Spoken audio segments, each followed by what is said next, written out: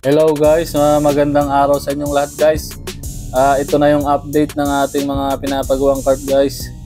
Ayan guys, oh, nakikita nyo pare-pareho ang nangyari nyan guys. Sabay-sabay na nating pinapagawa yung mga para sa franchising natin guys. Ayan guys, kita nyo, pininturahan na ng epoxy primer guys. Para hindi magkaroon ng kalawang ang ating cart bago patungan ng stainless. At ito naman guys, yung mga nakahiwalay na yan, mga lagayan ng styro yan, saka lagayan ng battery. Hindi pa lang kinakabit. Ikakabit pa yan pag na-align na sa motor at sa bike guys.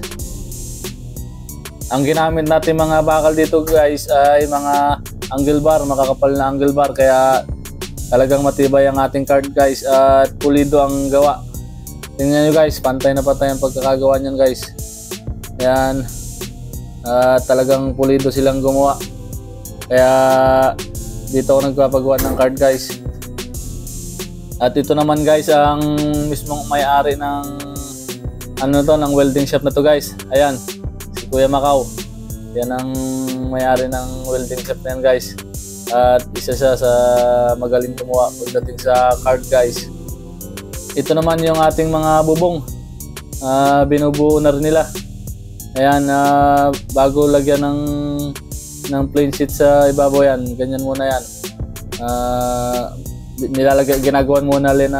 Ginagawan muna nila ng frame guys, tapos pinipinturahan ng epoxy primer. Ayan guys, kitang-kita nyo naman na ating cart lang talagang ginagawa nila. Pinaparas na natin yan para matapos agad.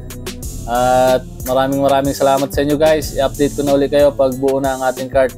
Bye-bye!